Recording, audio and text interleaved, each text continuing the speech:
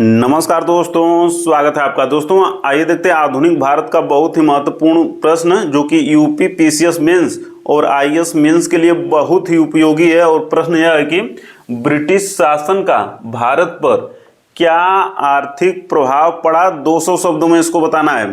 तो इसको देखिए कि मुख्यतः 8 प्रभाव पड़े ब्रिटिश शासन का भारत पर। पहला देखिए कि भारतीय हस्तशिल्प का विनाश हो गया। और इसमें हुआ यह कि 1813 के चार्टर एक्ट के द्वारा ब्रिटिश नागरिकों को भारत से व्यापार करने की छूट मिल गई। और इसके बाद क्रमशः ब्रिटेन के मशीन निर्मित उत्पादों को रेलवे के द्वारा भारत के गांव-गांव तक पहुंचा दिया गया।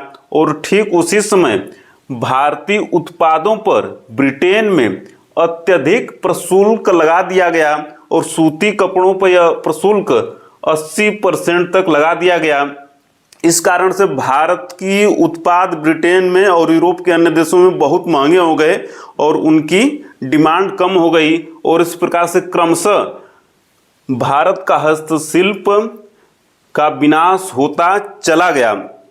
और भारत जो कि पूर्णतः उस समय एक निर्यातक देश था, अब ब्रिटिश सरकार की नीतियों के कारण पूर्णतः आयातक देश में बदल गया। तो ब्रिटिश शासन का भारत पर सबसे नकारात्मक प्रभाव यह पड़ा कि भारतीय हस्तशिल्प का विनाश हो गया। ब्रिटिश शासन का भारत पर दूसरा यह प्रभाव पड़ा कि ग्रामीण निर्धनता में वृद्धि हो गई। क्योंकि जब शहरों में हस्तशिल्प का विनाश हुआ तो शहरों के हस्तशिल्प के कारीगर गांव में आने लगे। और कृषि पहले से ही संकटग्रस्त थी और इनके आने के कारण कृषि में और भार बढ़ा। और इस कारण से कृषि में संकट और बढ़ गया। और इस कारण से ग्रामीण निर्धनता में वृद्धि हुई। ग्रामीण निर्धनता में वृद्धि का दूसरा प्रमुख कारण यह था कि ब्रिटिश सरकार किसानों पर अत्यधिक टैक्स लेती थी। और उस टैक्स की पूर्ति करने के लिए किसान साहूकारों से ऊंची दर पर ऋण लेते थे। और प्राकृतिक आपदा एवं अन्य कारण से अगर फसल बर्बाद हो गई तब भी ब्रिटिश सरकार टैक्स माफ नहीं करती थी, लगान माफ नहीं करती थी। और मजबूरी में किसानों को साहूकारों से ऊंची दर पर ऋण लेना पड़ता था टैक्स देने के लिए, लगान देने के लिए। और उस टैक्स उस ऋण की भरपाई नहीं कर पाते थे किसान, तो साहूकार किसानों की जमीन ले लेता था, उनके बैल ले लेता था और घर भी ले लेता था।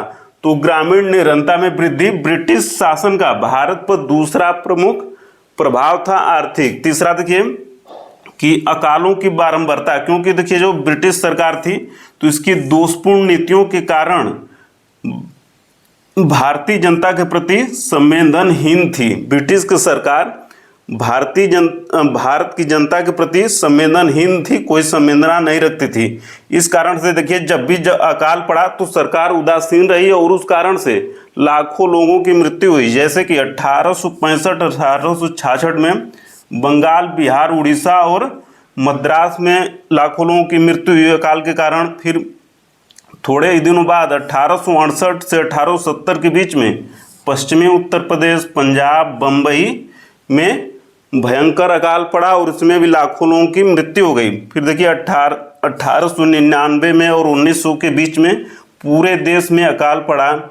और फिर भारत का सबसे भयंकर अकाल पड़ा 1983 ईस्वी में बंगाल में। और इसमें लगभग 30 लाख लोगों की मृत्यु हो गई। क्योंकि इस समय द्वितीय विश्व युद्ध चल रहा था, जबकि भारत में अकाल पड़ा था तब भी ब्रिटिश सरकार यहाँ से अनाज यूरोप भेज रही थी, जबकि बंगाल में भयंकर अकाल पड़ा था। तो तीसरा प्रभाव ब्रिटिश शासन का था कि अकालों की बारंबारता। चौथा प्रभाव यह पड़ा कि कृषि का वाणिज्यीकरण। तो देखिए अंग्रेजों के आने से पहले कृषि जो थी भारत में जीवन यापन का साधन थी, किंतु अंग्रेजों के आने के बाद और यहाँ शासन संभालने के बाद कृषि मुख्यतः व्यापार वाणिज्य के लिए भी होने लगी। और इसमें प्रमुख फसल जो उगाने लगी उद्योगों के लिए वो थी कपास, पटसन, मूंगफली, गन्ना, तंबाकू। और इसी प्रकार देखिए बागवानी फसल भी उगाई जाने लगी, जैसे कि चाय, कहवा और रबड़।